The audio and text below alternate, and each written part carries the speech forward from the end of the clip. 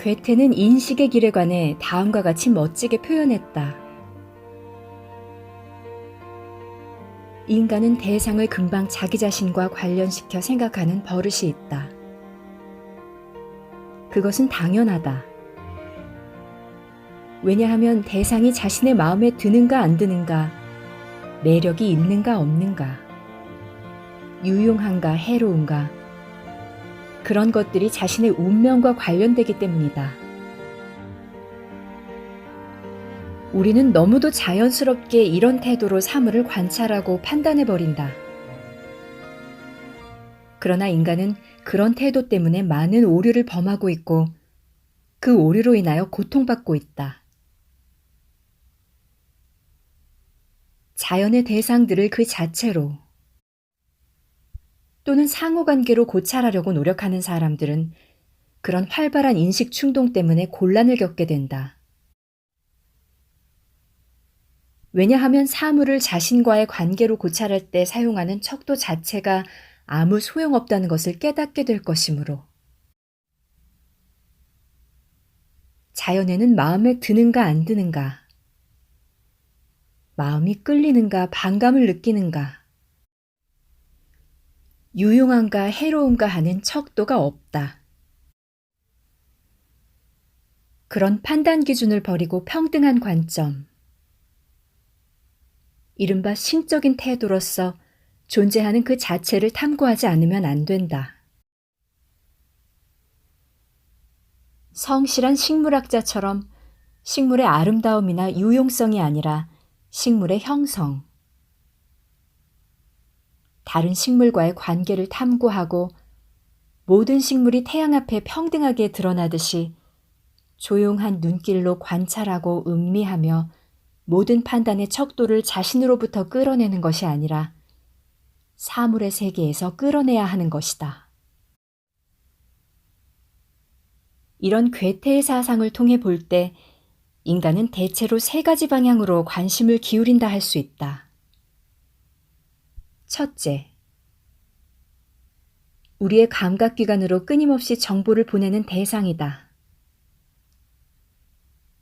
둘째, 이런 대상들이 주는 인상이다.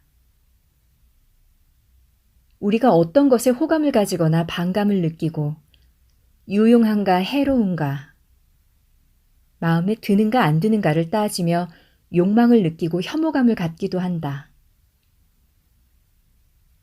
셋째, 신적 태도를 통해 대상에서 얻은 인식 내용이다. 그것은 그 대상이 그에게 밝힌 작용과 존재의 비밀이다.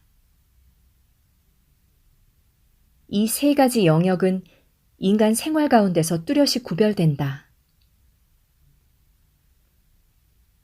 그래서 인간은 다음의 세 가지 방식으로 세계와 관련되어 있다.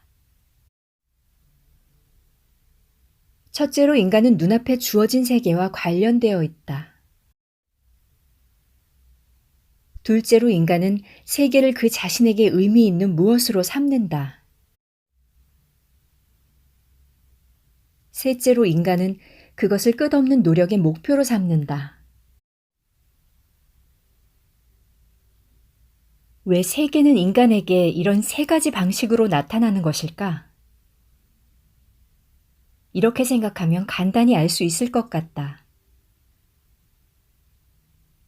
꽃이 핀 들판을 걸어간다고 하자. 꽃들은 내 눈을 통하여 그 색채를 내게 전한다. 그것은 내게 주어진 하나의 사실이다. 나는 그 화려한 색채를 즐긴다. 그럼으로써 그것은 나에게 어떤 의미를 가진다. 나는 감정을 통해 꽃들을 나의 존재와 연결시켰다. 1년 후에 다시 그 들판을 지나간다고 하자. 거기에는 다른 꽃들이 피어 있다. 다시 한번 기쁨의 감정이 솟구친다. 작년의 기쁨이 기억으로 떠오른다. 그 기쁨은 내 속에 존재하고 있고 그것을 불러일으키는 대상은 이미 없다. 그러나 지금 내 눈앞에 있는 꽃들은 작년과 같은 종류다. 그것들은 작년과 같은 자연의 법칙에 따라 피어난다. 만일 내가 그 꽃의 종류와 법칙을 알고 있다면 그것을 작년의 꽃들 속에서 발견했듯이 오늘의 꽃에서도 발견할 수 있을 것이다. 그러므로 나는 다음과 같은 생각을 할 수 있다. 1년 전의 꽃들은 사라졌다. 그 꽃들을 보고 느낀 기쁨의 감정은 내 기억 속에만 남아있고 그 감정은 나와 관련되어 존재할 따름이다. 그러나 작년에 내가 꽃을 보고 인식한 것, 오늘 다시 인식한 것은 꽃들이 살아있는 한 언제까지고 남아있을 것이다. 그것은 내 앞에 드러나는 것이긴 하나 나의 감정과는 달리 내 존재에 의존하지 않는다. 내가 기뻐하는 감정은 내 속에 있다. 꽃들의 법칙과 본질은 내 밖에, 세계 속에 있다. 이처럼 인간은 늘 3가지 방식으로 세계와 연결되어 있다. 일단은 아무런 해석도 하지 말고 이런 사실을 있는 그대로 받아들이기로 하자. 이것을 통하여 인간이란 본질적으로 3가지 측면을 가지고 있다는 사실을 알게 되었다. 여기서는 일단 몸, 혼, 영의 3가지 용어로 이 3가지 측면을 암시하는 데 그치기로 하겠다. 이 3가지 용어에 대해 어떤 선입견이나 가설을 가진다면 앞으로 내가 할 말을 이해하기가 곤란해질 수 있다. 몸이란 앞에서 예를 든 들판의 꽃처럼 지나가는 사람에게 자신의 존재를 나타내는 바로 그것이다. 혼이란 사람이 사물을 자기 자신과 관련시켜 마음에 들고 안 들고, 싫고 좋고, 기쁘고 슬프고를 느끼는 주체이다. 영이란 괴테의 표현을 빌자면 사물을 신적 태도로 볼 때 그에게 제시되는 것을 뜻한다. 그런 의미에서 인간은 몸, 혼, 영으로 구성되어 있다.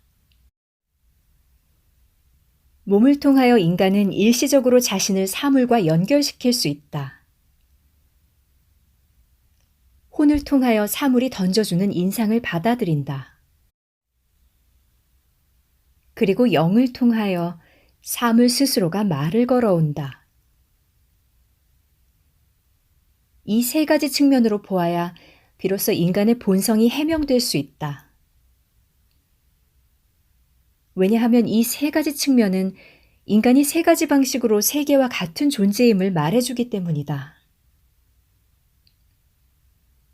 몸의 인간은 외부 세계가 감각을 통하여 자신을 나타내는 사물과 같다. 물질적 소재가 몸을 구성한다. 외부 세계의 힘이 그 몸에 작용하고 있다. 그리고 인간은 외계의 사물을 감각으로 관찰하는 것과 같은 방식으로 자기 자신의 몸을 관찰할 수 있다. 그러나 그와 같은 방법으로 혼을 관찰할 수는 없다. 내 몸에서 일어나는 모든 일은 감각으로 지각할 수 있다. 내가 즐거워하는지 싫어하는지, 괴로워하는지, 나는 물론이고 타인도 내 몸을 통하여 그것을 알 수 없다. 혼의 세계는 몸을 관찰하는 방식으로는 알 수 없다. 몸은 모든 사람의 눈에 드러나 있다. 혼은 자신의 세계로서 내면에 간직하고 있을 뿐이다. 그러나 영에 의해 외부 세계는 고차적인 방식으로 인간 앞에 모습을 드러낸다.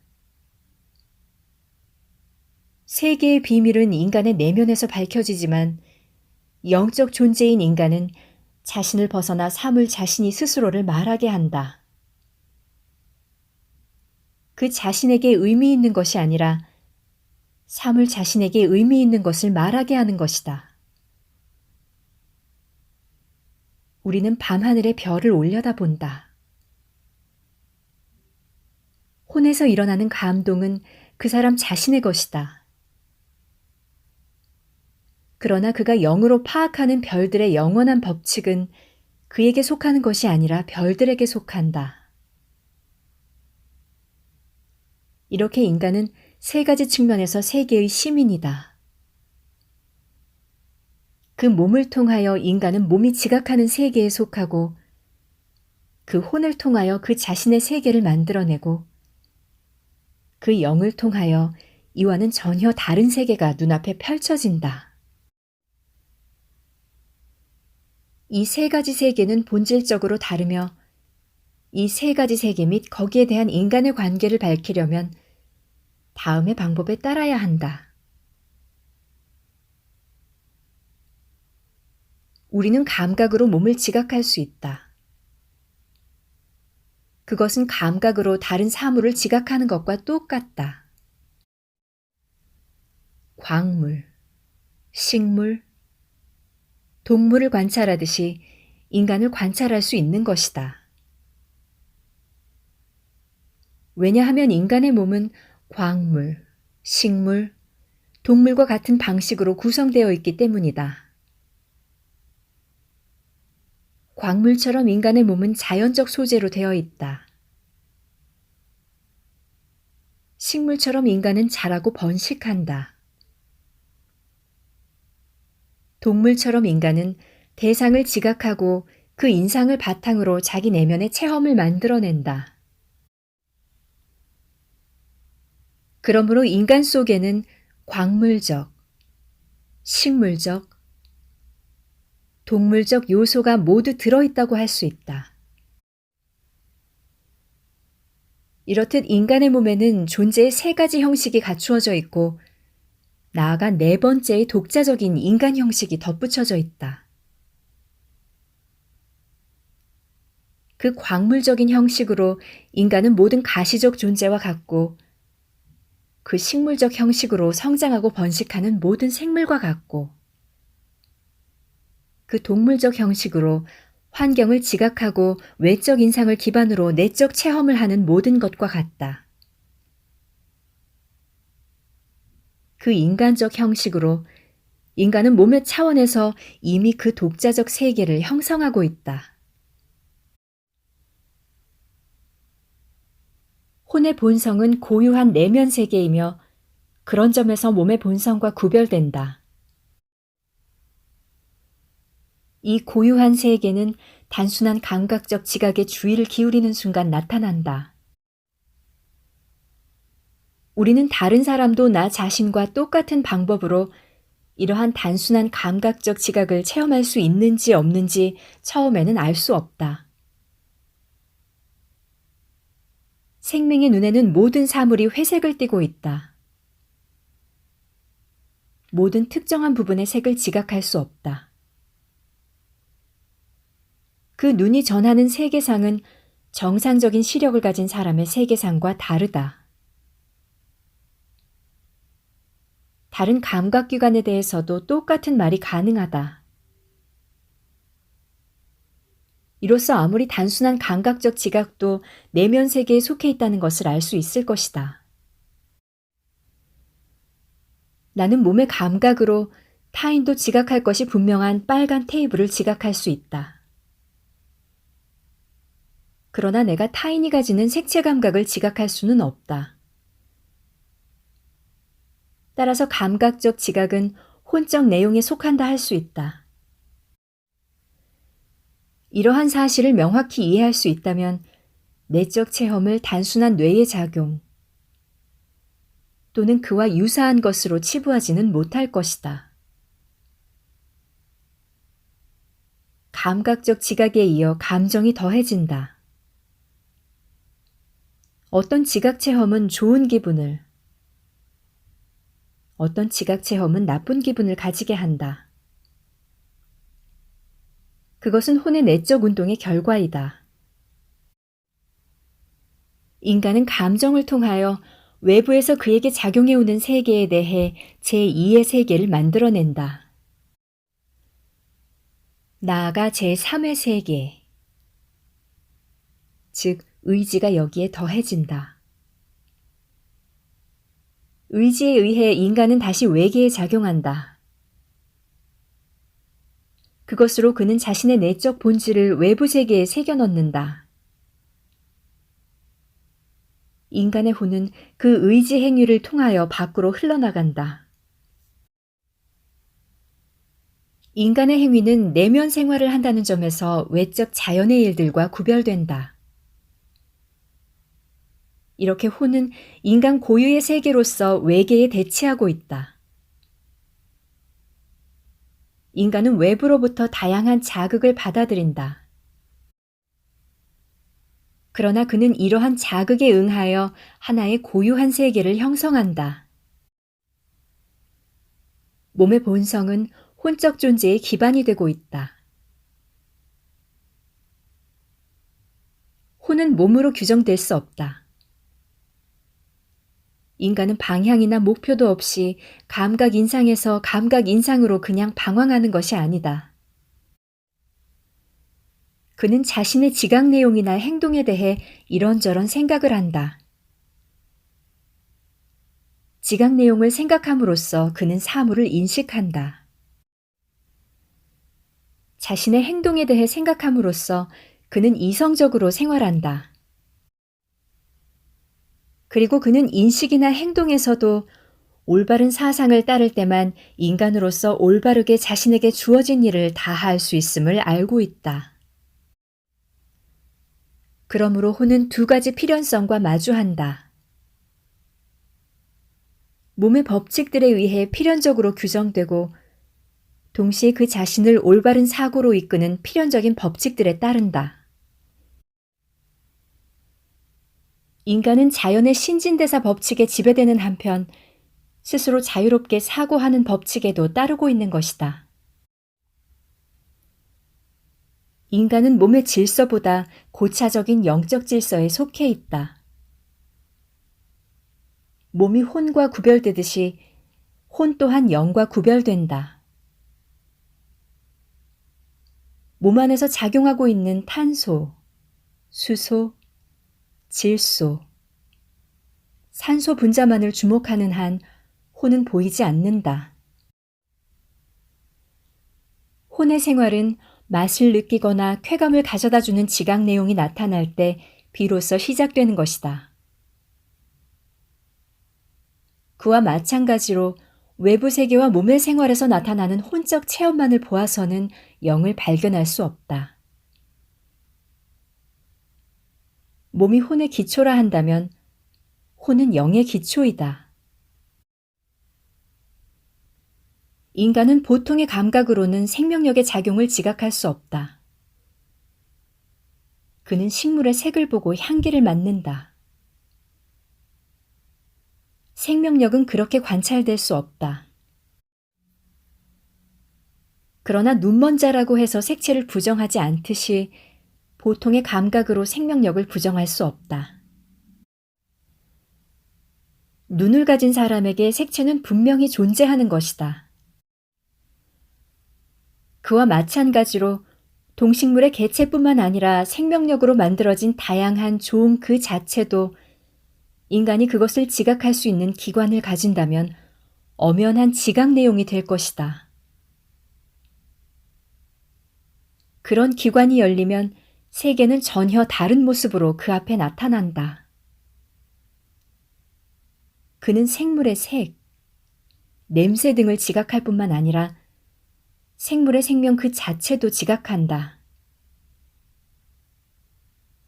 모든 동식물 가운데 물질 형태 이외의 생명으로 가득 찬 영적인 모습을 지각할 수 있다. 그런 영적인 모습을 에테르체 또는 생명체라 표현하기로 한다. 영적 생명을 연구하는 사람에게 이 문제는 다음과 같이 표현될 수 있다. 에테르체는 물질적인 소재나 힘이 산출하는 것이 아니라 물질적 소재나 힘을 생명체로 바꾸는 독립적이며 현실적 본성이다. 영학적 관점으로 말하자면 광물 결정체와 같은 물체는 무생물 속에 내재하는 물리적 형성력이 만들어낸 것이다. 그런 형성력은 살아있는 몸 형태를 만들어낼 수 없다. 왜냐하면 생명이 떠나는 순간 우리 몸의 형태는 무너져 버리므로. 생명체는 살아있는 한 어떤 경우에도 분해되지 않고 몸의 형태를 유지한다. 존재 속에서 그 생명체를 지각하기 위해서는 각성된 영의 눈이 필요하다. 물론 논리적 근거만으로 생명체의 존재를 인정할 수 있다. 그러나 눈으로 색채를 보듯이 그것을 보려면 영의 눈이 있어야 한다. 에테르체라는 표현에 저항감을 느끼는 사람도 있을 것이다. 여기서 말하는 에테르는 근대 물리학에서 말하는 에테르와는 다르다. 오직 여기에 기술되는 의미로 받아들여주기 바란다. 인간의 몸 구조가 인간에게 주어진 사명의 본뜸이듯이 인간의 에테르체의 구조도 그런 본뜸이다. 그것은 사고하는 영과의 관계에서 에테르체를 고찰할 때만 올바르게 이해될 수 있다. 인간의 에테르체는 사고하는 영에 대응한다는 점에서 동식물과 다르다. 인간이 몸을 통하여 광물계에 속하듯이 에테르체를 통하여 생명계에 속한다. 죽으면 몸은 광물계로, 에테르체는 생명계로 흩어진다. 몸이란 존재의 어떤 종류의 형태, 모습을 부여하는 것을 말한다. 몸을 물체와 혼동해서는 안 된다. 여기서 말하는 몸은 혼이나 영으로 형성되는 것에도 적용된다. 생명체는 인간에게 외적인 것이다. 감각이 무엇을 느낌과 동시에 내적인 것이 외적인 자극에 반응한다. 그러나 아무리 애를 써도 감각과 외계는 만날 수 없다. 빛이 눈에 들어가서 망막에 이르면 화학 반응을 일으킨다. 그 자극은 신경을 통해 뇌에 이르고 거기서 다시 물리적 과정이 일어난다. 만일 우리가 그 과정을 관찰할 수 있다면 그것이 외계에서 일어나는 것과 똑같은 과정임을 알 수 있을 것이다. 만일 내가 에테르체를 관찰할 수 있다면 뇌의 그러한 물리적 활동이 생명작용임을 지각할 것이다. 모든 방향에서 인상을 받아들이는 사람을 상상해보자. 그는 모든 방향에서 주어지는 인상을 만들어내는 주체이다. 사방에서 다가오는 자극에 감각이 반응한다. 이런 활동을 가능하게 하는 것을 감각혼이라 한다. 감각혼은 몸과 마찬가지로 현실적이다. 내 앞에 있는 사람을 몸의 존재로만 생각하고 감각혼을 인정하지 않는 것은 마치 유체화를 캔버스라 생각하는 것과 같다. 감각혼의 지각에 대해서도 앞에서 말한 에테르체와 똑같은 말이 가능하다. 몸의 감각기관으로는 감각혼을 볼 수 없다. 생명을 생명으로 지각할 수 있는 기관도 그것을 볼 수 없다. 그러나 이 기관으로 에테르체를 볼 수 있듯이 보다 고차적 기관으로 감각의 내적 세계도 특수한 초감각적 지각 내용이 될 수 있다. 그때 우리는 물질계와 생명계의 인상들을 알 수 있을 뿐만 아니라 감각 체험 그 자체도 볼 수 있다. 이러한 감각기관을 가진 사람에게 다른 사람의 감각세계는 외적 현실처럼 눈앞에 펼쳐진다. 자신의 내면에서 감각세계를 체험하는 것과 다른 사람의 감각 체험을 보는 것은 다르다. 자신의 감각 체험을 보는 것은 당연하다. 그러나 다른 사람의 감각 세계는 영의 눈이 열린 사람만이 볼 수 있다. 영의 눈이 열리지 않은 사람은 자신의 내면에 속한 감각 세계만을 알 수 있다. 영의 눈이 열린 사람은 다른 사람의 내면이 마치 외적 현상처럼 영적 풍경으로 눈앞에 선명히 펼쳐진다. 영의 눈이 열린 사람은 다른 사람의 감각 세계가 경험하는 내용을 똑같이 체험하는 것이 아니다. 다른 사람의 감각 체험을 그 자신의 내적 관점으로 바라본다. 눈이 열린 자는 감각 세계가 표현하고자 하는 바를 지각한다. 감각혼의 그런 작용은 에테르체에 의존하고 있다. 왜냐하면 감각혼은 자신의 감각 내용을 에테르체에서 이끌어내기 때문이다. 그리고 에테르체는 몸 안의 생명이므로 감각혼은 몸에도 의존하고 있는 셈이다. 눈이 건강해야 올바르게 색채를 느낄 수 있다. 이처럼 몸은 감각혼과 깊은 관련을 가진다. 그러므로 감각혼의 작용은 몸에 의해 규정되고 한정된다고 할 수 있다. 그것은 몸의 본성이 원하는 범위 안에서 살아간다. 때문에 몸은 광물의 소재로 만들어져 에테르체에 의해 생명이 되고 그리고 감각혼에 대해 범위를 설정해 준다. 앞서 말한 고차의 기관을 가진 사람은 감각혼이 몸에 의해 규정된다는 것을 알고 있다. 그러나 감각혼의 경계는 몸의 경계와 겹치지 않는다. 감각혼은 몸을 넘어선다. 몸보다 그 작용 범위가 넓다. 그러나 그 감각혼의 경계를 설정하는 힘은 몸에서 비롯한다.